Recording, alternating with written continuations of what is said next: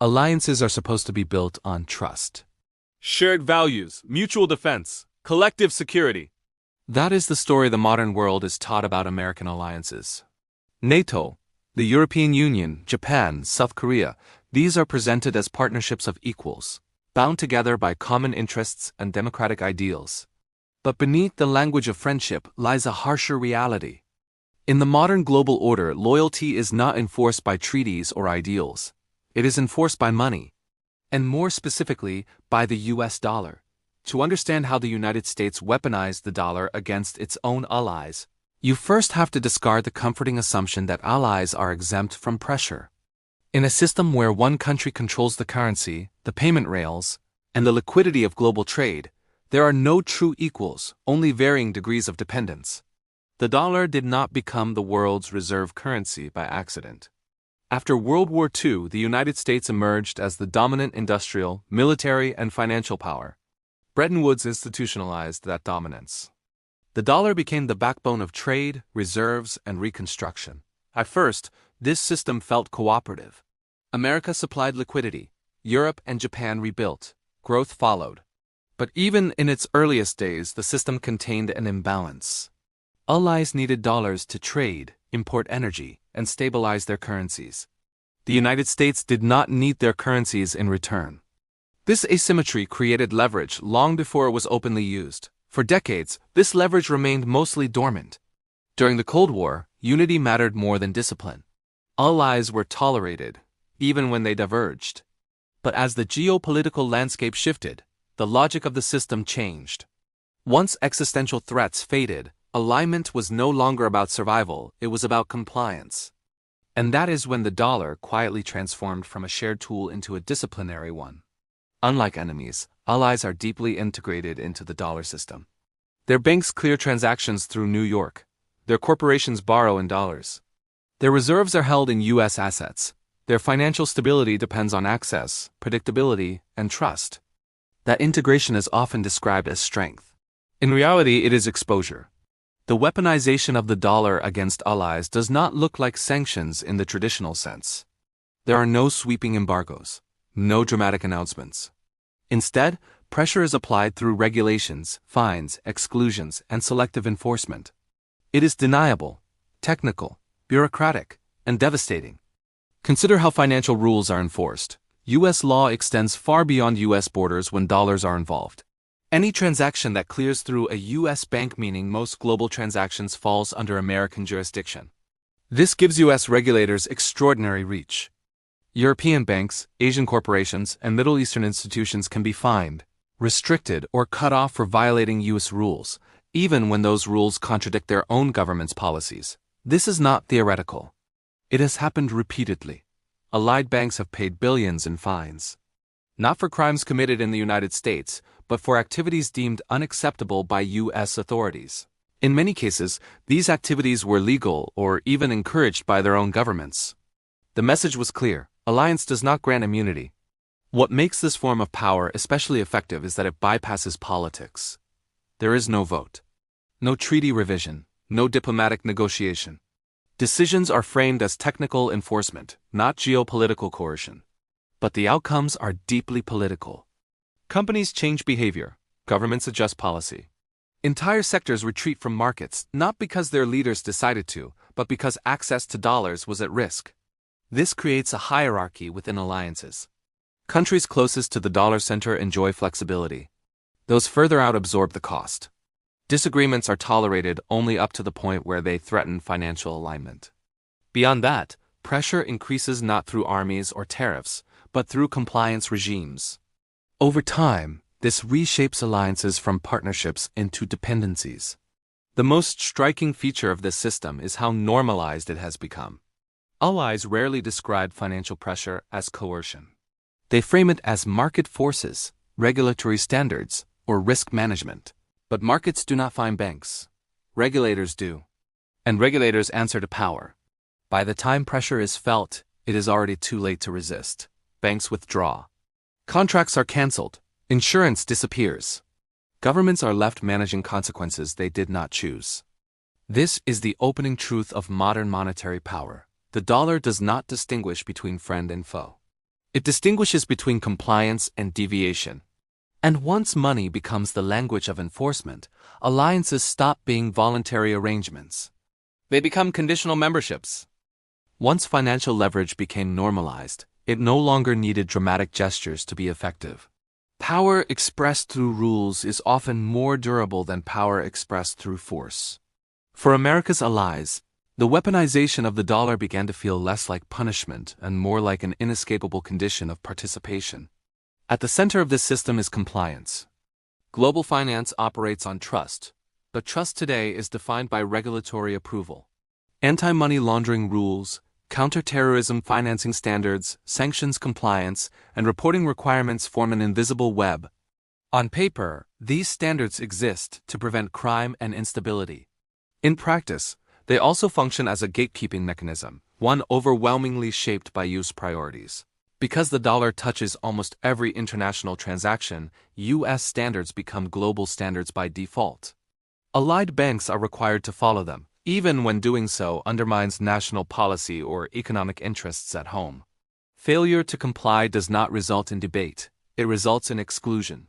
This transforms regulation into a loyalty test. Large financial institutions understand this reality intimately. A single violation can trigger investigations that last years, freeze capital, and destroy reputations. The fines alone can reach into the billions. More dangerous than fines, however, is the threat of losing access to dollar clearing. That is a death sentence for any major bank. As a result, allied institutions internalize U.S. priorities. They overcomply. They preemptively withdraw from markets. They refuse clients not because the law requires it, but because uncertainty itself is too risky. This behavior reshapes entire economies. European banks, for example, have repeatedly abandoned markets that their governments wanted to engage with, simply because use compliance risk outweighed potential profit. Asian corporations have canceled projects approved by their own states because dollar exposure made them vulnerable. Trade policies decided in capitals are overridden by risk assessments made in compliance departments. Sovereignty erodes quietly when decisions migrate from parliaments to balance sheets. What makes this especially effective against allies is their integration. Unlike adversaries, allied economies are deeply entangled with the U.S. financial system. Their banks are interconnected. Their pension funds hold U.S. assets. Their currencies are stabilized through dollar markets. Decoupling is not a realistic option in the short term. This gives the U.S. leverage without confrontation. When allied governments attempt independent policies, whether in energy, trade, or diplomacy, the pressure rarely comes through public threats. It comes through warnings from banks, through rising borrowing costs, through sudden hesitation from investors, through legal uncertainty that makes long-term planning impossible. Officially, no one is forcing compliance. Practically, deviation becomes unaffordable. The psychology of this system is crucial. Allies are not treated as enemies. They are treated as stakeholders who must behave responsibly. Responsibility, however, is defined unilaterally. Those who follow the rules are rewarded with stability. Those who question them are exposed to volatility. Over time, this conditions behavior. Governments begin consulting not just their voters or legislatures, but financial markets and U.S. regulatory expectations. Policy space narrows. Autonomy becomes theoretical. Alignment becomes the path of least resistance. This dynamic is reinforced by institutions that appear multilateral but operate within the dollar ecosystem. International standards bodies, rating agencies, and financial watchdogs amplify use preferences. A downgrade, a warning, or a compliance flag can ripple through markets instantly. Allies often discover the limits of their independence only when they cross them. And yet this system is rarely framed as coercive. It is presented as technical necessity, as best practice, as the cost of stability. That framing matters because it prevents collective resistance. Each country believes its problem is unique. Each bank believes compliance is safer than solidarity. This fragmentation strengthens the center. But even the most subtle pressure leaves traces.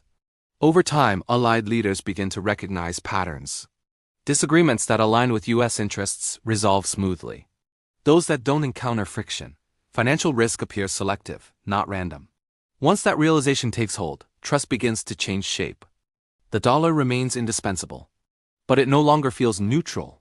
And when neutrality is lost, even among allies, the foundations of the system begin to shift, not through open rebellion, but through quiet recalibration.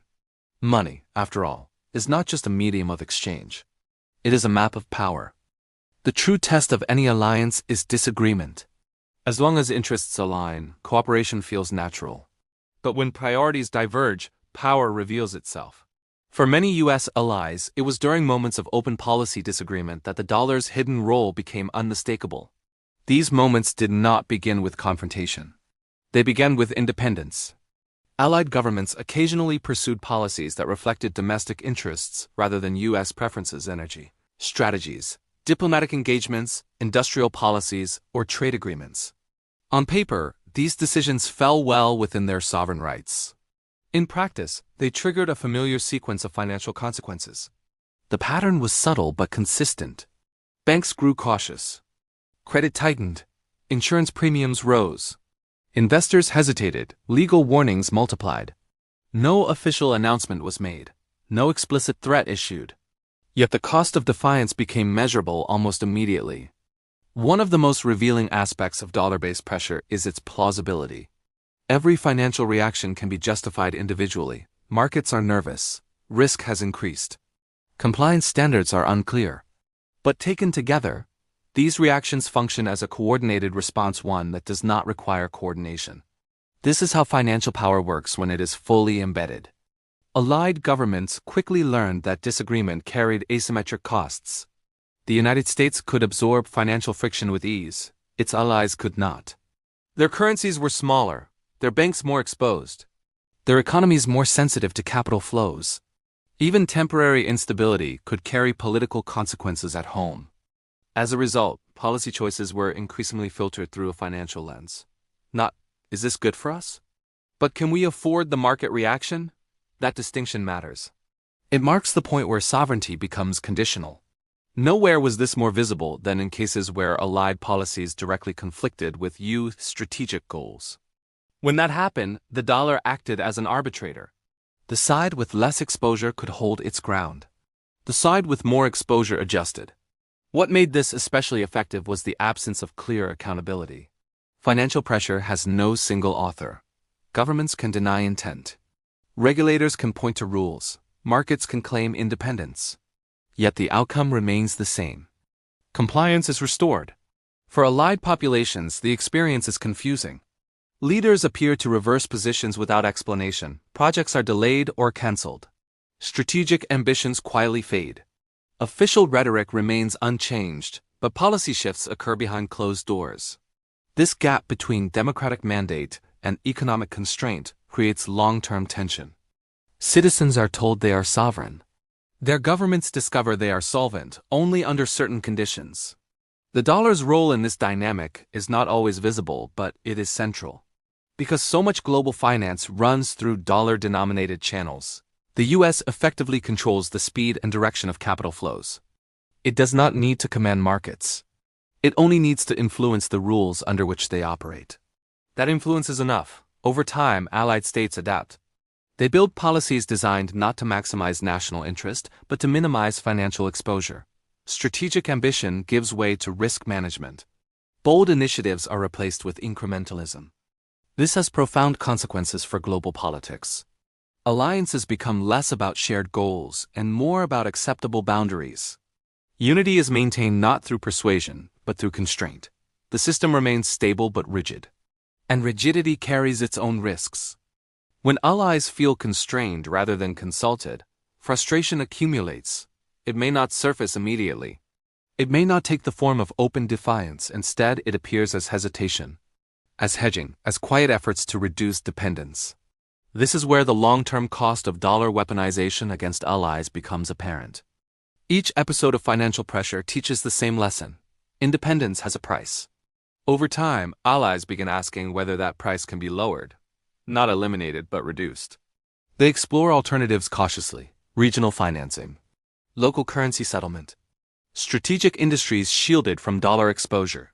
None of these moves threaten the system outright. But collectively, they change behavior. The alliance remains intact, but less enthusiastic, less trusting, less automatic. The irony is that the dollar enforces alignment most effectively when it is least acknowledged. Once allies recognize the mechanism, they begin planning around it. And planning, even when discreet, alters outcomes. The dollar still decides disputes. But each decision carries an invisible cost, not just to those pressured, but to the cohesion of the alliance itself.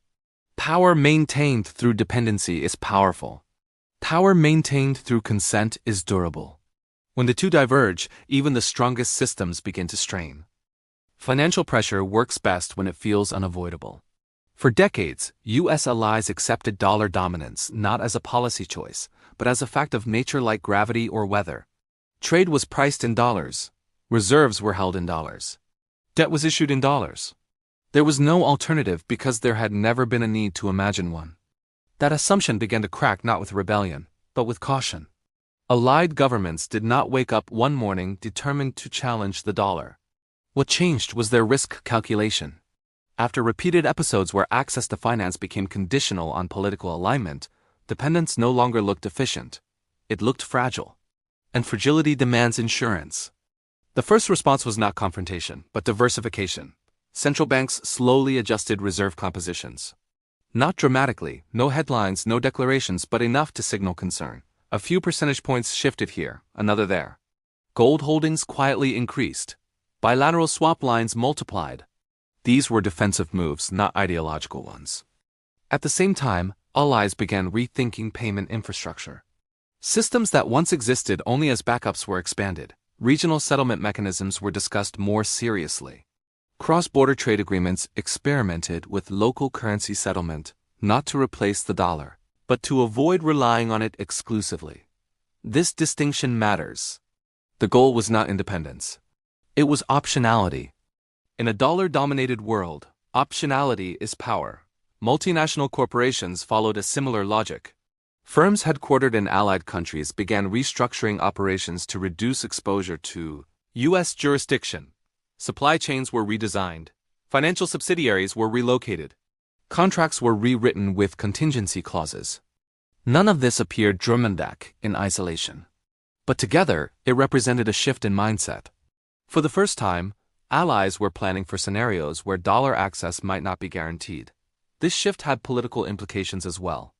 Leaders became more cautious about publicly opposing U.S. policy, not because they feared retaliation, but because they understood the cost of miscalculation. At the same time, they grew less willing to fully commit to U.S.-led initiatives that carried asymmetric financial risk.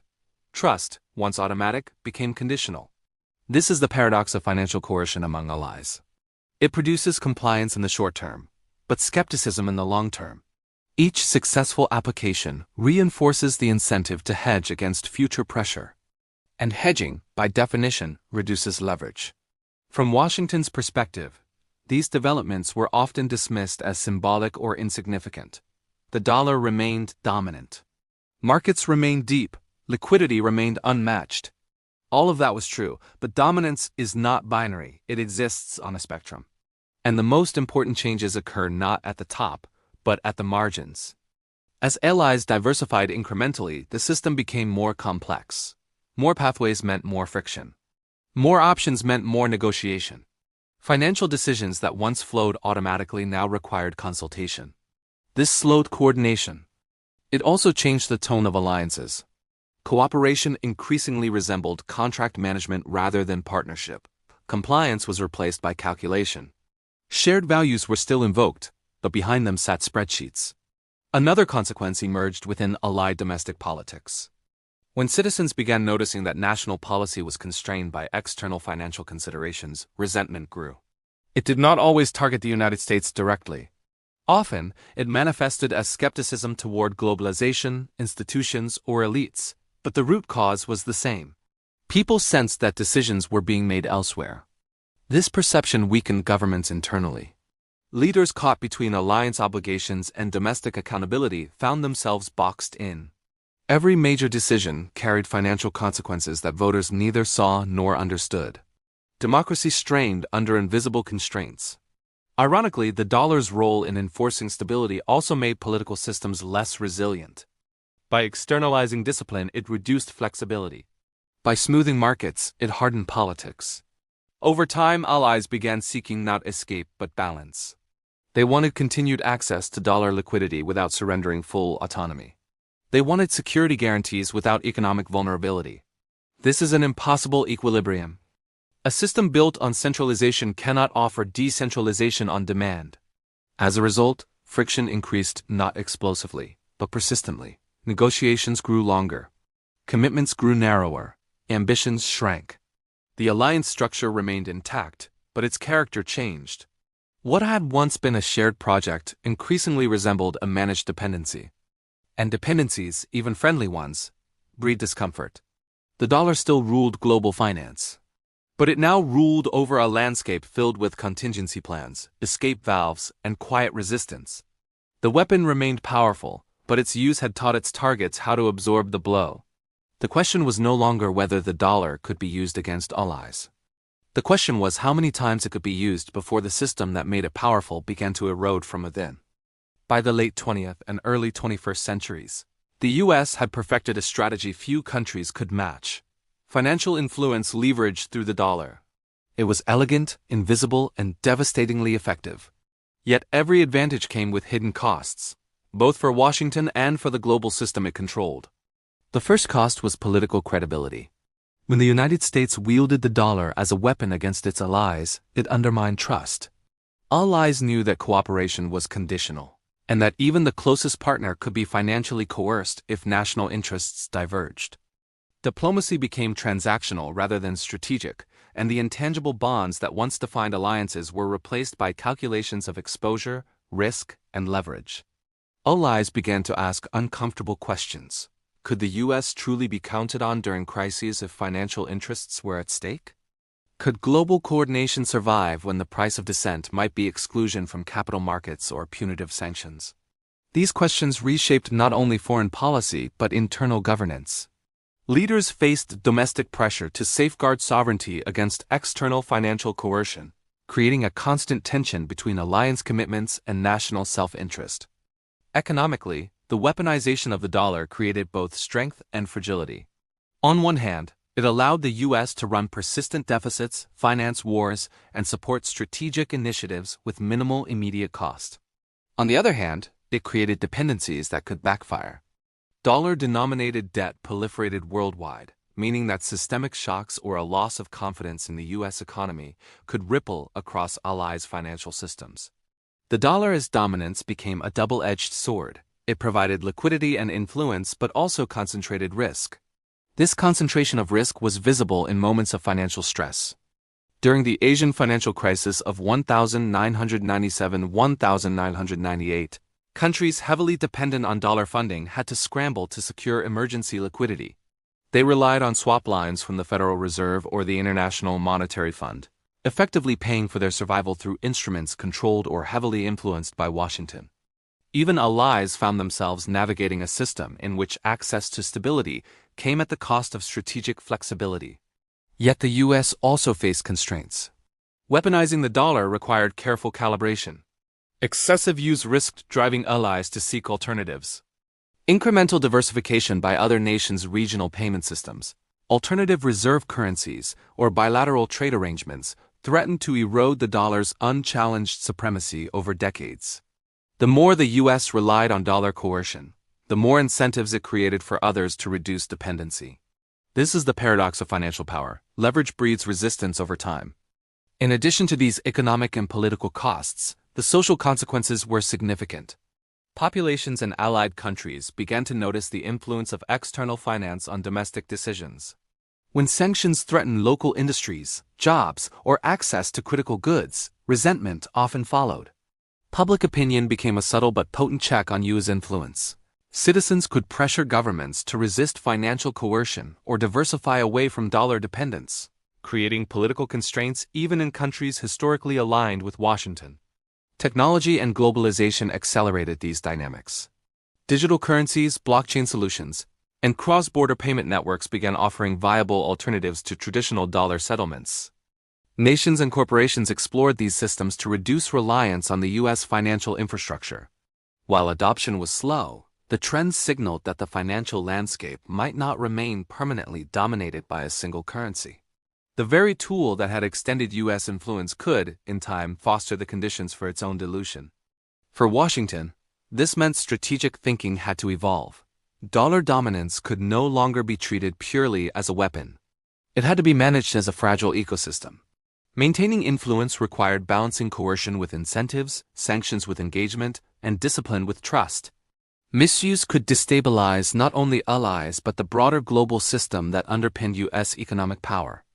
Ultimately, the story of the dollar against its allies is a story of asymmetry of power, asymmetry of risk, and asymmetry of knowledge.